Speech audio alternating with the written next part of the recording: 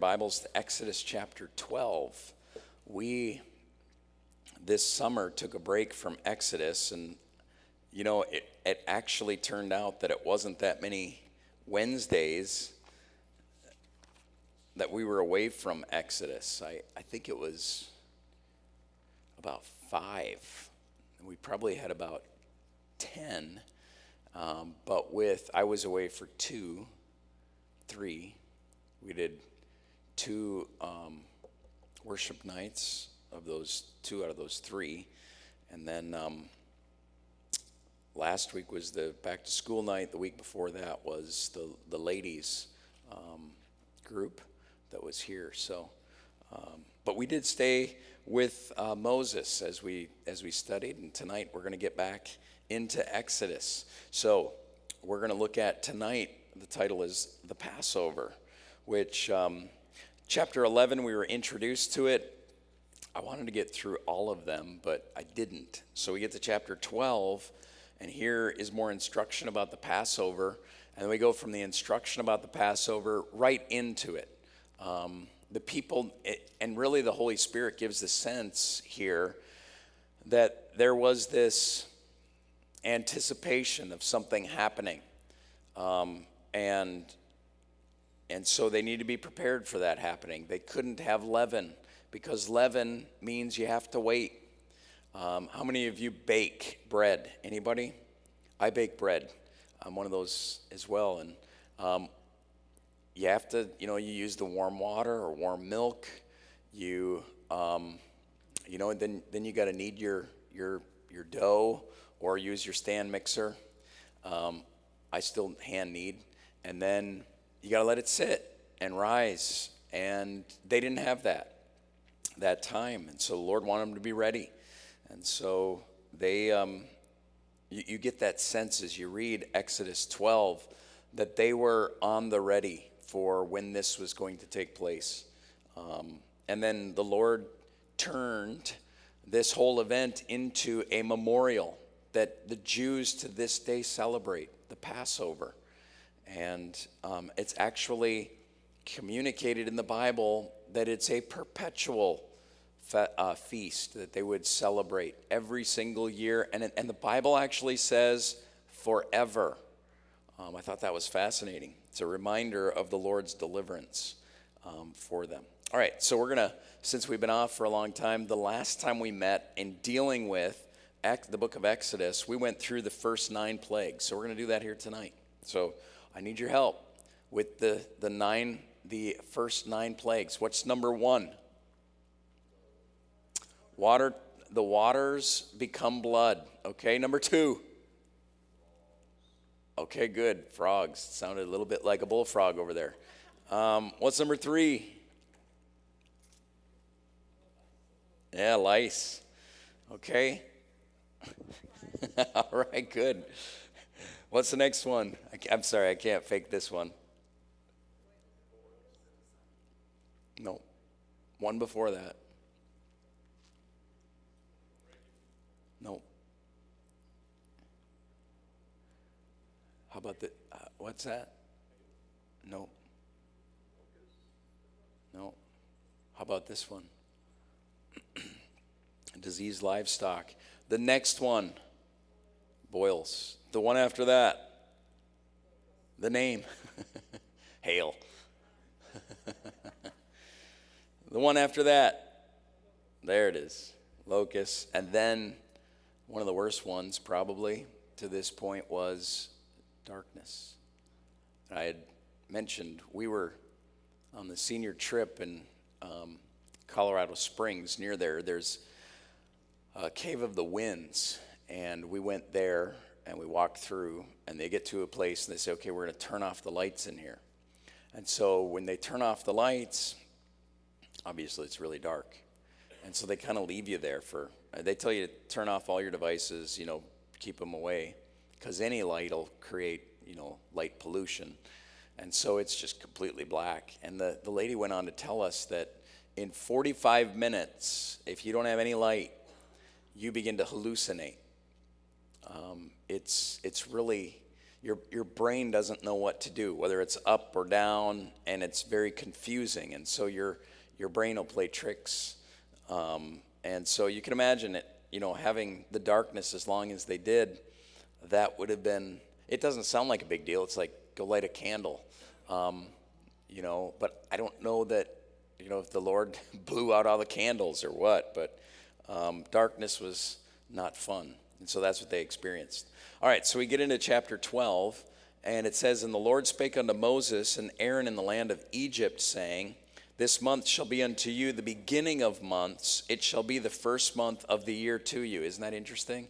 So what is the Lord establishing here? Please don't just say the calendar. I mean, true, but what is he establishing? It's more than just the calendar. Okay, there's a degree of law because he's kind of telling them what to do. But tradition, yeah, there's an established tradition. Good. Yeah, so we might call it a spiritual calendar or a religious calendar, one that is going to highlight these special feasts that they would eventually have, and especially this being the most prominent of all of them. This will be the first month to you. It changed names later on, but it started out, it's the same first month. It just changed the name of it. But it says here, this month shall be unto you the beginning of months. It shall be the first month of the year to you. Speaking unto all the congregation of Israel, saying, in the 10th day of this month, they shall take to them every man a lamb, according to the house of their fathers, a lamb for an house. I want you to take note of the day. What day was that? Okay, that was the 10th day. So they're going to separate a lamb. And if the household be too little for the lamb, so let's just say it's a husband and a wife, let him and his neighbor next unto his house take it according to the number of the souls, every man according to his eating shall make your count for the lamb. So everybody has to kind of figure out, how much of this lamb am I going to eat? I'm going to eat 4 ribs. I'm going to eat, some of the loin, some of the tenderloin. And everybody needs to know what they're going to eat. So there's an accounting that goes on here. Your lamb shall be without blemish, a male of the first year. You shall take it out from the sheep or from the goats. So sheep or goats. Okay, and it's got to be a male. It's got to be the first year, and it has to be without blemish. Meaning it can't have a limp, can't have a bad eye. It can't have, an infection, can't have flies, the worms that kind of embed in them. Can't be like that. You shall keep it up until the 14th day of the same month, and the whole assembly of the congregation of Israel shall kill it in the evening. So what day was that? Okay, the 14th. And they shall take of the blood and strike it on the 2 side posts and on the upper doorpost of the house wherein they shall eat it. And they shall eat of the flesh in that night, roast with fire and unleavened bread, and with bitter herbs they shall eat it. So here it is. It's the Passover is established. This is what's going to happen. We're going to eat the meat. We have to do certain things. We need to put the blood on the doorposts and the top and sides, and then we're going to eat this roasted with fire, which basically means we're going to have a barbecue. Everybody likes that, right?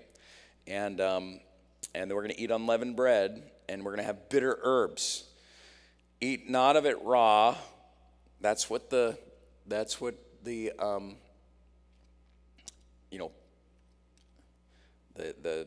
people that aren't of God do. Nor sodden at all with water. In other words, don't boil it, but roast with fire his head with his legs and with the purtenance thereof. And ye shall let nothing of it remain until the morning. That which remaineth of it until the morning ye shall burn with fire. And thus shall ye eat it with your loins girded, your belt on, your shoes on your feet, and your staff in your hand. You shall eat it in haste. And then it says, it is the Lord's Passover. Okay, this is what the Lord requires. For I will pass through the land of Egypt this night. That's the Lord, right? We see that. It's the Lord's Passover. He will pass through the land of Egypt this night and will smite all the firstborn in the land of Egypt, both man and beast.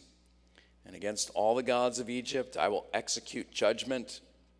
I am the Lord. And the blood shall be to you for a token upon the houses where ye are. And when I see the blood, I will pass over you.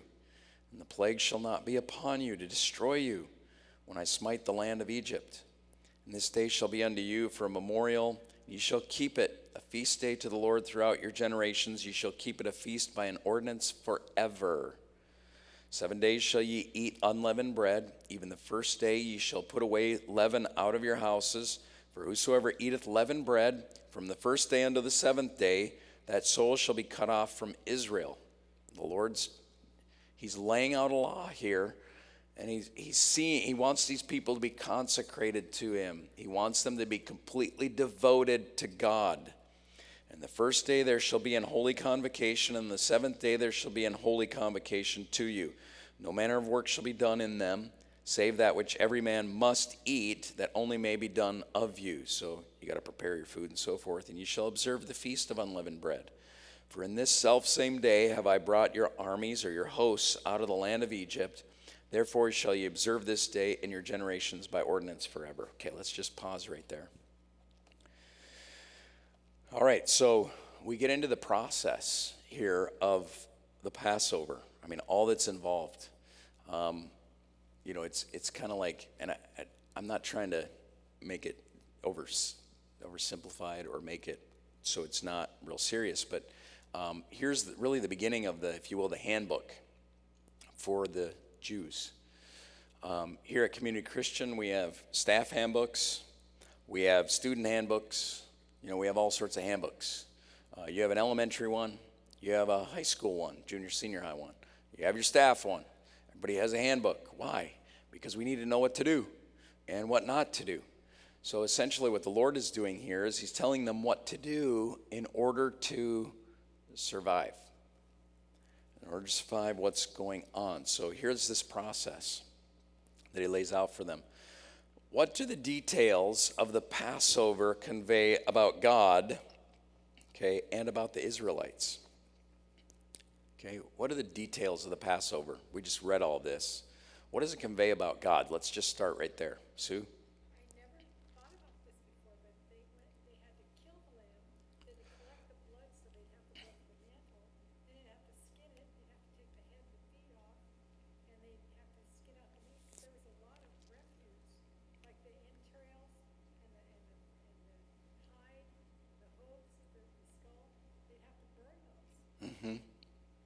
Yeah, they have to burn everything. That's, the head, the feet, the hooves.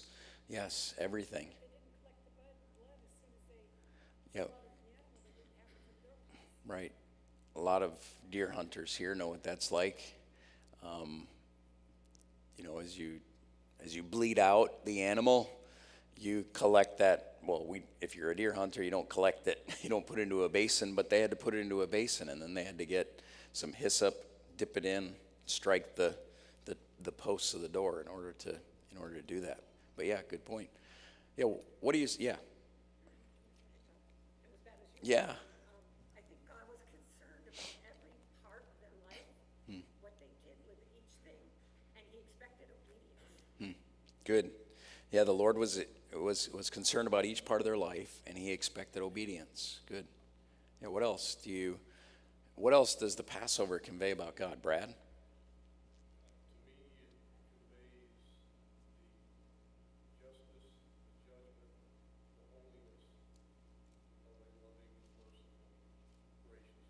Amen. Great way to put it. It conveys the justice, the judgment of a holy God who is loving all at the same time, right? I mean, you look at that. He goes to his people, and look, he has been loving and gracious and merciful to the Egyptians, hasn't he? He gave 9 plagues for them to turn, and they didn't. So lest we think God is a brutal, mean God, he's not. He's been so lovingly merciful to these people. And that's the way God is. He's very patient with us. And so, yeah, great. Yeah, this is just loaded with, here I use the word theology again, but it is. What is it teaching me about God? What does it teach us about Israel? As you read through all this stuff.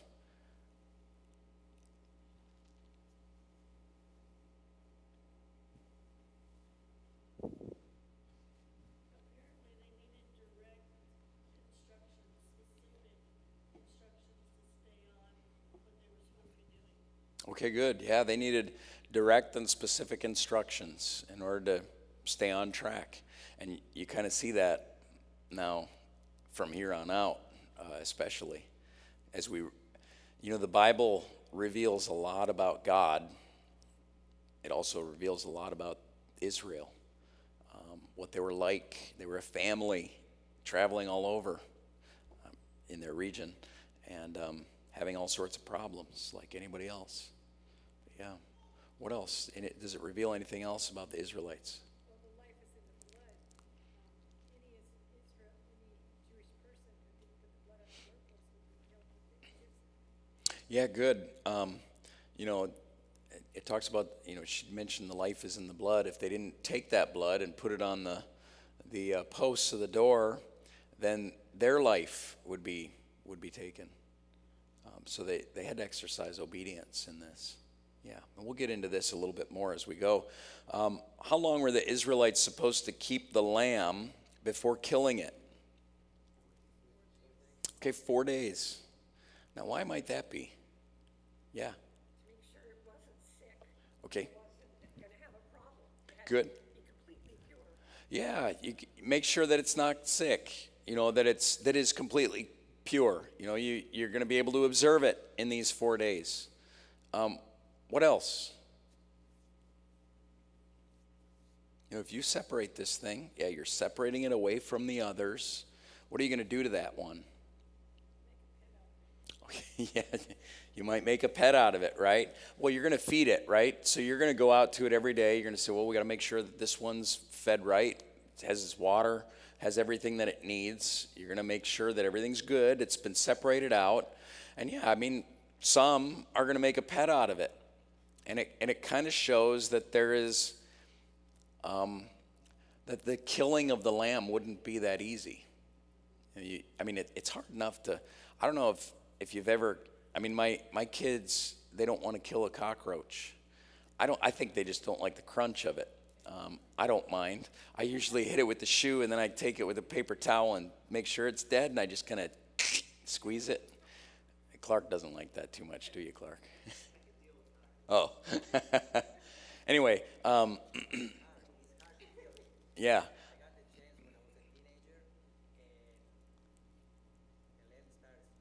Oh. Oh. He says he had the chance to do it. Oh. So you were going to have to, you didn't do it. It's not easy. It's not easy, especially your first time. It gets easier after that. Not that I've killed a lamb, but anybody killed anything before? Animal, deer? Yeah. So your first time, it's a little bit unnerving. Okay, I was 13, shot my first deer, and I hit her in the lungs, and I followed her, and she was smart. She doubled back. Do you ever have that, Brad? She double backed, and then I heard something. I looked over, and she was sitting under a balsam tree looking right at me. You want to talk about hard? Is raising your gun and having to put her down as a 13-year-old. That's when you make sure you don't miss. But anyway, yeah, this is not an easy thing that they're going through. To do this, it almost would make it personal.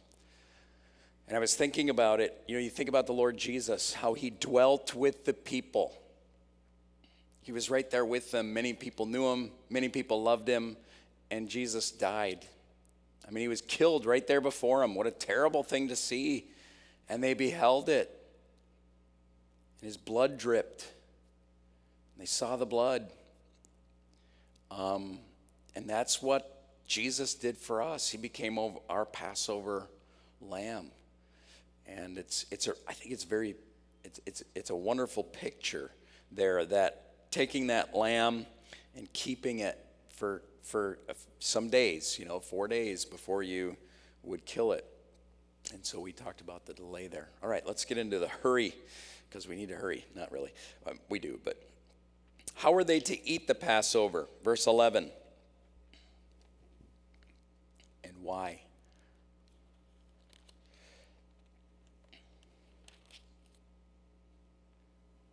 With your loins girded, your shoes on your feet, your staff in your hand, you shall eat it in haste. It is the Lord's Passover. Why? Because it could what? What's that? They were going to leave. Yeah, I mean, this was imminent. This is going to happen. So you guys need to be ready. You can't have leaven. You can't have your bread rising. You're going to have the oil and the flour and the water to mix it up, and that's it. But you're not going to be able to go through the whole process. So that's kind of a communication to the ladies. Ladies, you're going to have to be ready for this. I can't imagine this. I was just thinking through this whole process.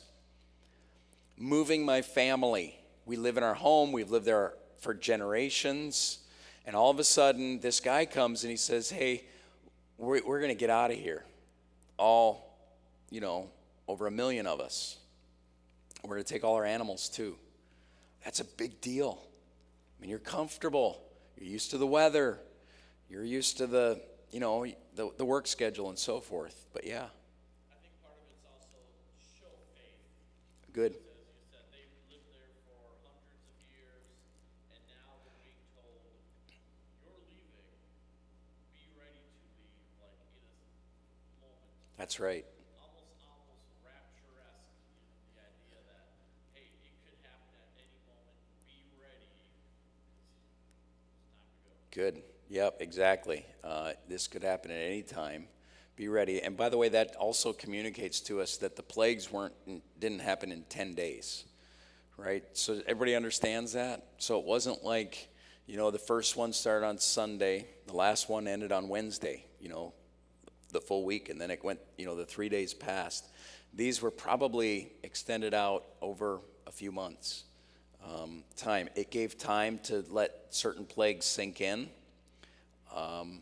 And to reflect on it, and then for the people to maybe get a little frustrated with Pharaoh. I would be frustrated with Pharaoh if I heard that he kept saying no to Moses. That would be frustrating. Why did the Lord require them to eat the Passover throughout their generations? It says that in verse 14. So why did the Lord require that?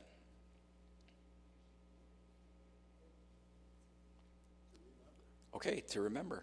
This is what God has done to us. This is a picture of what God has done to you. How He released you from the land of Egypt. Remember that. Sometimes if we don't have a celebration like that, like we like to forget our birthday sometimes. Yeah, right. But there's always a day of the year that our birthday. It's memorial of what has happened. The Passover is going on, memorial of what God has done. That's right. Yeah, it's a reminder. It reminds us what God has done. And for these people, remember, they had been mistreated. They were slaves, and they were frustrated. And seeing the strong hand of the Lord remove them from this land. And this would be something worth memorializing. We have the Lord's Supper today. The Lord set that into place so we'd remember the Lord's death until He comes. So we will do the Lord's Supper until He comes, and then we don't need to do it anymore because we'll be with Him. What did the blood signify? Okay, verse 13. The blood shall be to you for a token. Okay, it's signifying something upon the houses where you are. When I see the blood, I'll pass over you, and the plague shall not be upon you to destroy you when I smite the land of Egypt. So what did it signify? redemption, obedience, payment, substitute. Yeah, great. Man, you guys are awesome. Yeah, all these different things. I mean, it's just, look, I'm looking at that. Something paid the price.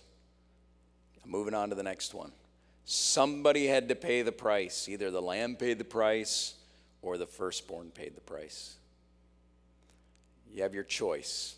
And that's essentially what God said. You have your choice. You can give of your firstborn. Okay, that would be Julia for me. Julia, if I decided not to take my lamb that I had kept for 4 days and I fell in love with it so much and heard it scream and said, "Oh, I don't think I want to kill it. You know, that's just so sad." It's it's either the lamb or Julia. You know, that's what it boils down to. And you're getting to that point where you're having to make that decision. But that's what it is. It's for me, it's an easy decision. I'm going to kill that lamb. I don't care how much it's bleating, not bleeding. It's going to do that after whatever, but we don't need to get into that. Anyway, because, I love my daughter more than I love the little lamb. Okay, so now it's go time, right? Verse 21, let's look there together. I didn't read that. It says, "Then Moses called for all the elders of Israel and said unto them, Draw out and take you a lamb according to your families and kill the Passover." So here it is. It's happening. The Lord has communicated with Moses, "I'm coming, and ye shall take a bunch of hyssop, dip it in the blood that is in the basin, and strike the lintel, 2 side posts with the blood that is in the basin, and none of you shall go out at the door of his house until the morning. For the Lord will pass through and smite the Egyptians, and when you see it the blood upon the lintel and on the 2 side posts, the Lord will pass over the door, and will not suffer the destroyer to come in unto your houses to smite you. And you shall observe this thing for an ordinance to thee and to thy sons forever. And it shall come to pass when he be come to the land which the Lord will give you, according as he has promised, that ye shall keep this service. It shall come to pass when your children shall say unto you, What mean ye by this service?" Or what's going on? "That ye shall say, It is the sacrifice of the Lord's Passover, who passed over the houses of the children of Israel in Egypt, when he smote the Egyptians and delivered our houses. And the people bowed the head and worshipped. And the children of Israel went away and did as the Lord had commanded Moses and Aaron, so did they." Okay, why do you think the Lord didn't just skip over the Israelites like he did with some of the other plagues? Do you remember that? The Lord did that for certain plagues. So the people, the frogs weren't in their houses. They were just in the Egyptians. So why not just skip over that?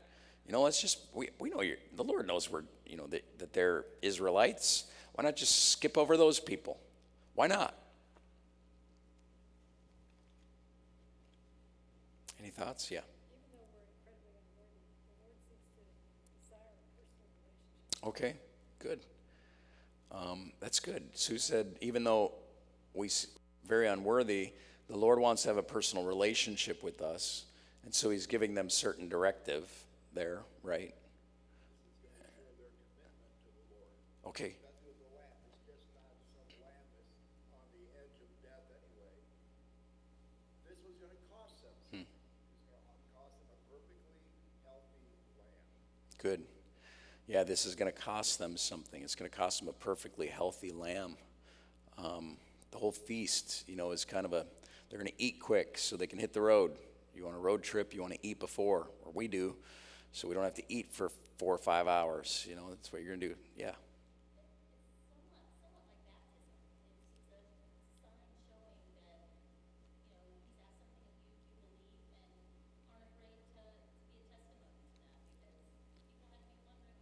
Sure, good. Yeah, there's, Gil mentioned it's kind of like that picture of baptism. People are going to be wondering why. You walk by the Jew's house and he's got, the blood that evening when you're on your evening walk, and you say, wow, that's weird. They've all painted their posts with, it's kind of turning brown or whatever, as the blood dries. I think it was symbolic of our redemption, that without shedding blood, there's no remission. Yeah. That when you're under the blood of Christ, you're safe. You left your house, you weren't going That's right. So it's only if you are under the blood of Christ that you promise eternal salvation. Yeah, if you're under the blood, then you're safe. If you're not, this is a picture that the Lord used, and Jesus became the Passover lamb. It's very clear. I mean, when was Jesus crucified? At that time. I mean, that was no accident. That was on purpose. If you read the Gospel of John, for instance, you'll see the different Passovers that are emphasized in Jesus' ministry. And then the last Passover is the one he dies on.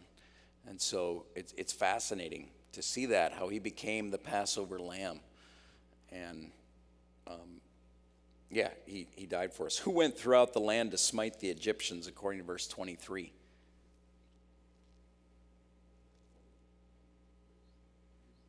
Introduces the destroyer.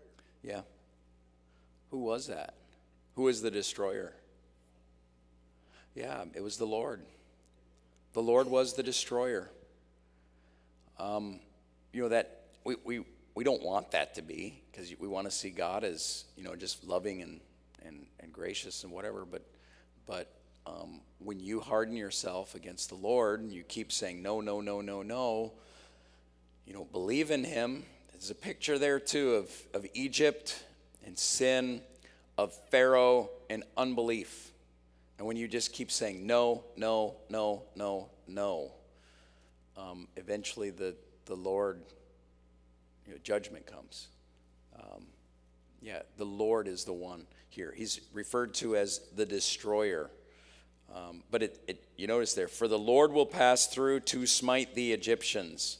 When he seeth the blood on the lintel and the two side posts, the Lord will pass over the door and will not suffer the destroyer to come in unto your houses to smite you. Many believe that, some commentators believe that this is the angel of the Lord, that is Jesus himself.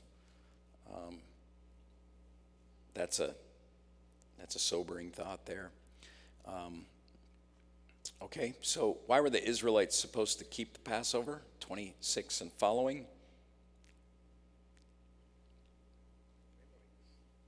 What's that?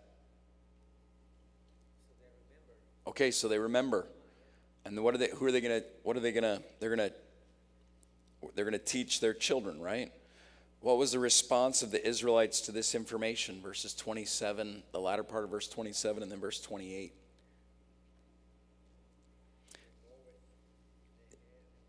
Yeah, they bowed their head and worshiped. And the children of Israel went away and did as the Lord had commanded Moses and Aaron, so did they. So what does that tell you? That tells you they were obedient is one, but it's kind of that aspect that Gail had referred to, that they also did what? They obeyed, but they believed, right? So they actually believed that this would happen. Now, imagine if you said, I don't believe it. Well, you're going to find out, and then you're going to believe it the hard way. So you can, it's like the gospel. You can take God's word that says, that the soul that sinneth, it shall die. Okay? Yeah, well, you might say, well, I'm going to die. Okay, everybody's going to die. That's what happens. But is he referring to separation from himself? Different passages that talk about hell. I mean, do I want to find out, or do I want to be rescued? I mean, the Lord tells us, Jesus said that whosoever believeth in him should not perish, but have everlasting life. I mean, but you have to believe. You have to accept it up front, or you have to suffer like they would have had to suffer if they didn't believe and choose to do what the Lord said. So the reckoning. What time did the Lord strike the firstborn children and animals? Verse 29. It came to pass that at midnight the Lord smote all the firstborn in the land of Egypt. Okay, this happened at midnight. How did they find out about this? I mean, I'm wondering about this. It says, from the firstborn of Pharaoh that sat on his throne, verse 30, and Pharaoh rose up in the night, he and all his servants and all the Egyptians, and there was a great cry in Egypt, for there was not a house where there was not one dead. How did they know? I mean, I don't wake up very easily. in the middle of the night. How do you think that happened? They may have heard the Israelites say, this is going to happen, slay a lamb. And, I mean, up to this point, Pharaoh mocked what Moses and Aaron said to do, and maybe he was mocking them at this time too. And he could have been giving false hope to the Egyptians. But maybe in the back of their mind, if we have seen what God has done, is this going to happen? Maybe they didn't sleep that night. Yeah, maybe they didn't sleep that night. Maybe at that night when the destroyer came and they found their firstborn was dead. Yeah, maybe they had heard that this was going to happen. They had heard the rumors of it, and so they were checking. Maybe that's possible. Is that what you...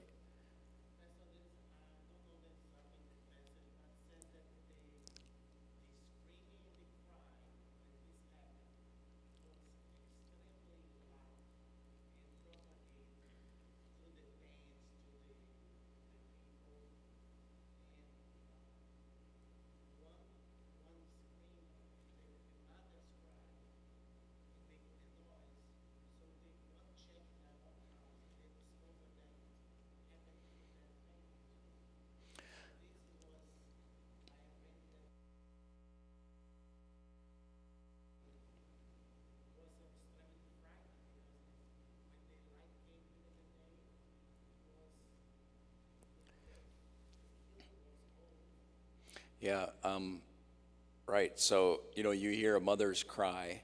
She finds her child and he's no longer alive. The mother's going to scream out, and that's just going to spread all throughout because they don't have, air conditioners making noise and whatever else through the night. They can hear everything. So their windows are open, so they hear the screams, and the screams just, they keep going from house to house to house. It could have been painful death.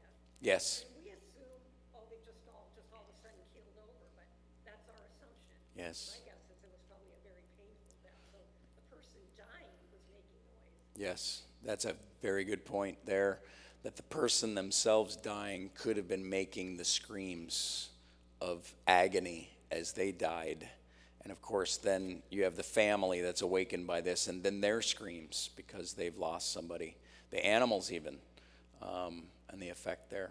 Maybe the way that Moses and his brother communicate what God told them, I don't think that he went one by one. Right. Maybe they were walking on the street, screaming, yelling, and there were over 1 million people. So the preparation, so many Yeah. animals, all the commotion, they do the same thing that called the attention of the Egyptians. They wake up and check.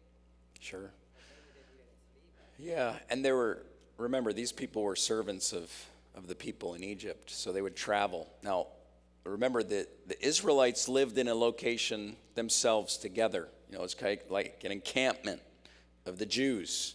But they would go out and they would work and they would serve the Egyptians, and word would get out to all the different people. And so I'm sure they were hearing things like from their friends, because some of these servants were probably friends with their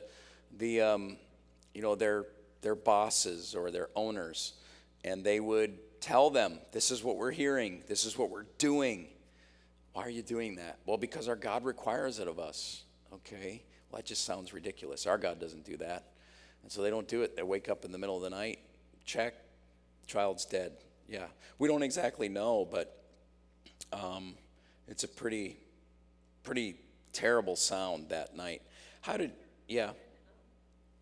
Even today, there's a difference, the way unsaved people die and saved people die. Yeah. I witnessed that when I was first out of nursing school. I worked in a nursing home, and I could tell you that when unsaved people die, I remember one lady screaming, the flames, and that just burned in my mind. I mean, and a Christian doesn't die like an unsaved person dies. Yeah, the difference in death between a Christian and a non-Christian is going to be different. The cries will be different as well. Yeah. All right, so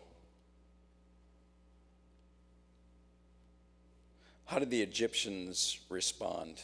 Well, we see that. And And why did they see it as something connected to the Israelites? I think we already kind of covered this, but you notice that they said, Pharaoh calls to Moses and Aaron by night and said, rise up and get you forth from among my people, both ye and the children of Israel, and go and serve the Lord as ye have said. Why did, remember, let's go back to the end of chapter 10. I think it's 10, or is it 11? Okay.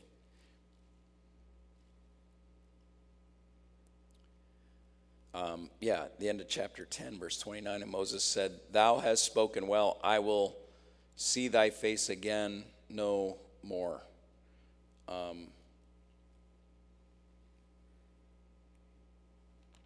So there's, so here he is. It happens. They know it's, how do they know it's connected? Well, they just think of all the other 9 and realize, okay, this is about as bad as it gets. Their God has stepped in. And I think that's pretty clear. Yeah, Bill. We were talking about this in teacher in service, but when you're teaching and there's a student who's doing wrong, you don't need to say much to them. They already know what they're doing. And I can hear Pharaoh knew for a fact he was wrong. He didn't want anyone else to tell him. So he just assumed when this thing happened, it was connected. Yeah, good point. It's like a child. They already know they're wrong. You don't really have to say much. A sensitive one especially knows that. But he knew it here. I think that's a great point. Why did the Egyptians urge them to leave in such haste? And I got to stop here at this one. Why did they urge them to leave in such haste? Like, hurry, get out of here. And the Egyptians were urgent upon the people that they might send them out in the land in haste. For they said, what did it say? We're all going to die. If you guys don't get out of here, your gods are just going to keep requiring. It's going to be the next one and the next one and the next one. Yeah. We don't want any more of this. You guys just get out of here. Leave. And then what I think is fascinating is that they gave them all their gold. Not all, but they gave them gold. They sent them on their way, and the people had, these things. They were blessed of the Lord in that way. So we're going to pause there tonight. We'll finish up next week with this information. All right. I'm going to dismiss the deacons now, and Caleb's going to come. As he's coming, let me just mention a few of the prayer requests. And you could